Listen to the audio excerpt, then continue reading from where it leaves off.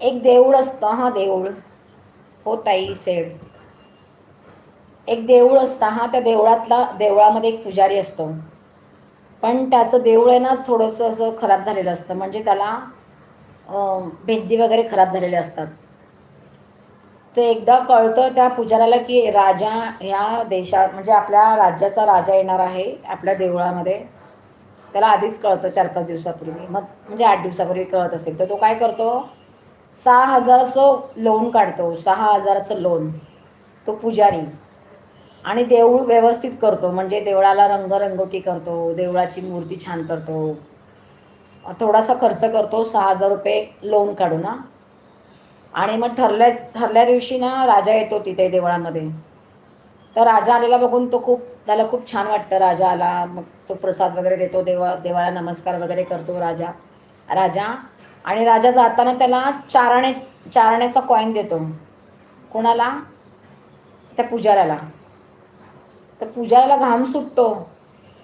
पुजारी बोलतो, अरे मी 6,000 रुपये लोन काढून देऊळ हे रिपेअरिंग केलं, का तर राजा येईल म्हणून, आणि राजा मला फक्त चारण्याचं कॉईन देतोय. हा, तर चारण्याचं कॉईन तो घेतो, अशा हातामध्ये अशी मूठ झाकतो. पण तो पुजारी ना हुशार असतो.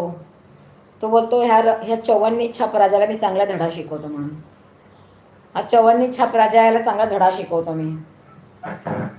तर तो काय करतो, आयडिया करतो. कोण? पुजारी. पुजारी आयडिया करतो आणि जेवढी लोक येतात ना गावातली आजूबाजूची देवळात वगैरे, त्या सगळ्यांना सांगतो की राजा आलेला आता, आणि त्या राजाने मला असं काय वस्तू दिली ना की माझ्या मुठीतच आहे ती, आणि कोणाला पाहिजे का सांगा, मी लिलाव करतो त्या वस्तूचा.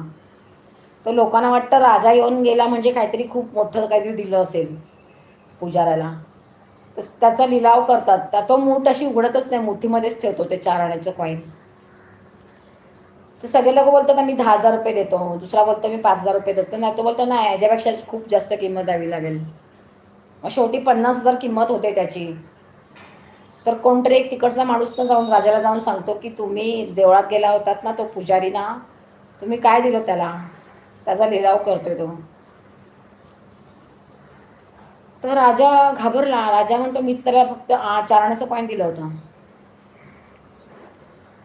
त्या राजाकडे ती बातमी पोहोचते ना, हा काय ते करतोय ते, सगळ्या लोकांना गोळा करून.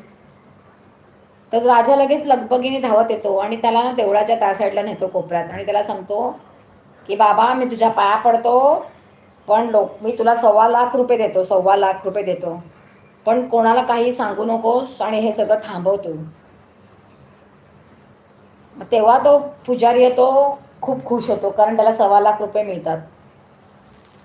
आणि ह्या गोष्टीवरूनच किशोरदादा आलेत. किशोरदादा स्वागत आहे तुमचं. हॅलो बिंदाताई, डिड यू कुक फॉर ताई? हां, माझं झालं जेवण. ह्या गोष्टीवरून तो अशी म्हण निघाली आहे की झाकली मूठ 1,25,00,000ची. त्याने मुठीमध्ये झाकलेले 4 आणे आणि त्याला मिळालं किती, 1,25,00,000 रुपये. मग ह्या गोष्टीवरून हे झालं की आपण बोलतो ना, म्हण आहे ना ती, झाकली मूठ 1,25,00,000ची. तर ती झाकली मूठ 1,25,00,000ची त्या गोष्टीवरनं ते झालं, पुढे आलं.